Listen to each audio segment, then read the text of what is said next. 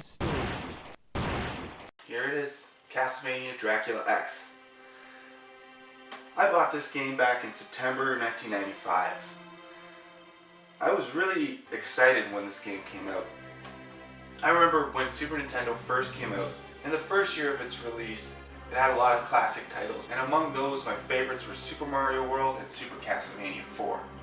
So in September 1995, I don't know if you remember, both Super Mario World 2 Yoshi's Island and Castlevania Dracula X were released.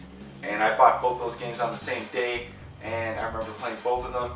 And I remember Super Mario World 2 being a really different and exciting experience, and the graphics being really amazing, and the music being something that I've never even heard on a 16-bit system. And then I remember Castlevania Dracula X being really horrible and not controlling well and not having the excitement or the wow factor of Super Castlevania 4 and generally sucking. And this review is about my frustration. I'm sure you have frustration with the game. It was based off Castlevania Rondo of Blood. It was a title for the PC Engine.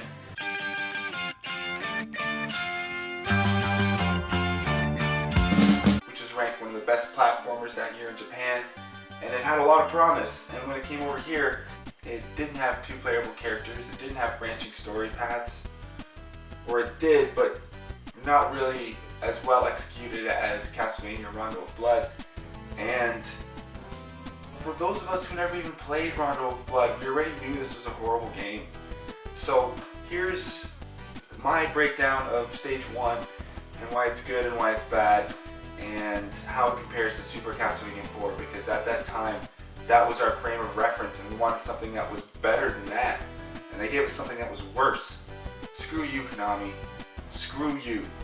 So even though the box art is okay, the first thing I looked at was the booklet. Remember, I worship this game.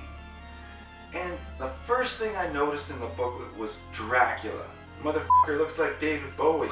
Here's where I start to notice the animated look and feel of the game. But that's okay. It looks like the characters have emotion and that a character-driven story would unfold, something we haven't seen since Castlevania 3.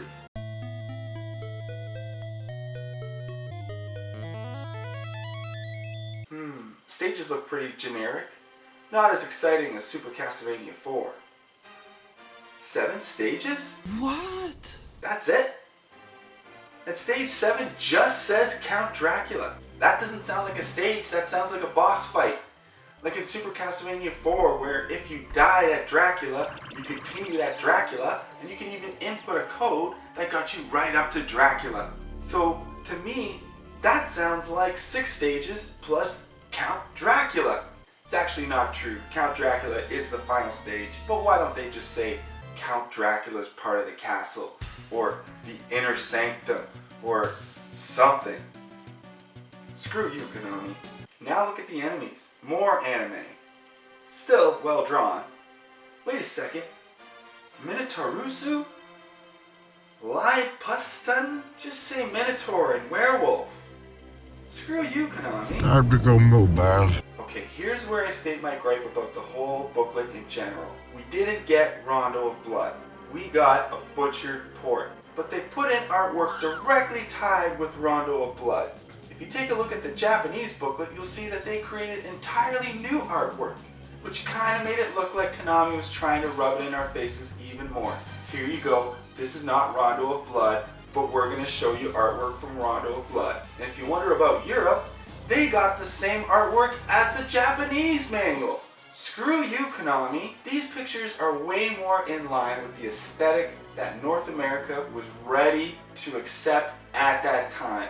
1995 was a little bit too early for anime. Remember, Street Fighter Alpha seemed underwhelming compared to Super Street Fighter 2. And I don't think anime hit mainstream until like 97. At least not with the nerds. There was Sailor Moon, but that didn't really count. That was a kid's show. Here we have this artwork that could have been incorporated into the North American version, and it's just not there.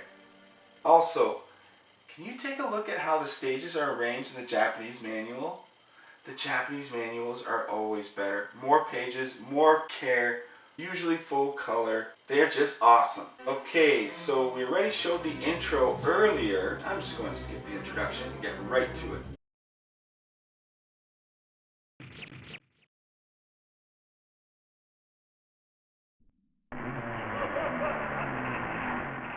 And here we have a map of Castle Dracula.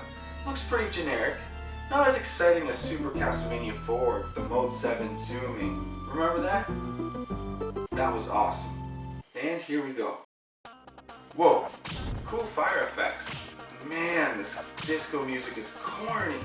What's with this? What is with these slow deformed skeletons? Here's another gripe I have with Castlevania Dracula X.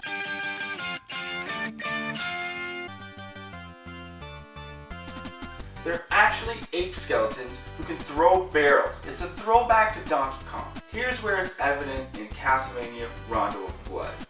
But you wouldn't know that because they don't do anything but lumber along slowly. Here's where I'll also add that in the Rondo of Blood version, you're actually visiting a town from Castlevania 2 Simon's Quest. You know that by looking at the town name in Rondo of Blood. This is completely absent from Castlevania Dracula X. It's a random town and there's no tie-in to the lore of Castlevania, which is a huge bummer, which totally sucks. Screw you, Konami. Wow, the bats look amazing. Same with the skeleton dragons. What? Jeez, the Medusa heads in Super Castlevania 4 exploded into a bunch of snakes. Whoa, did you see that? Wait, let's watch it again. That's cheap. Just popping in a mini boss and not caring?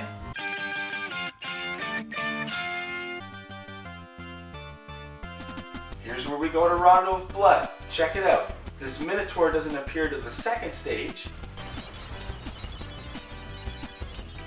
And they actually build up real tension by having him smash through the wall.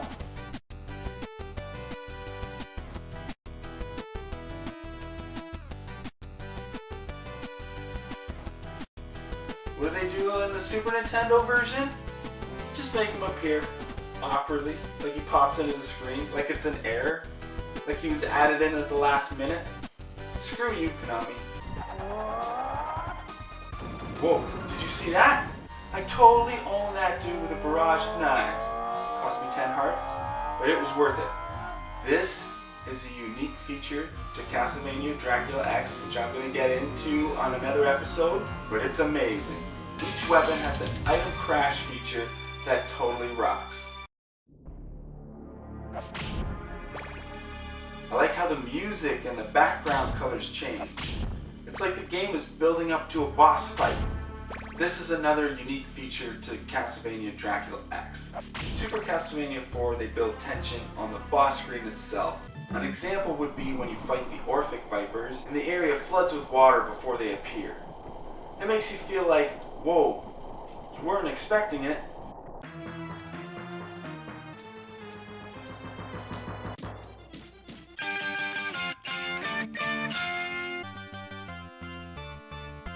Castlevania Rondo of Blood took it to the next level by having separate rooms prior to a boss fight that loaded you up with weapons and let you know that something was gonna happen.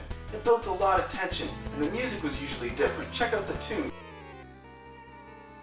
Totally creepy. So I'm glad it was incorporated into Castlevania Dracula X. Here we go. Wait, did I hear a cat roar? What kind of a lame boss is this? Oh, I see, it's a Cerberus, which is supposed to be a dog. Screw you, Konami.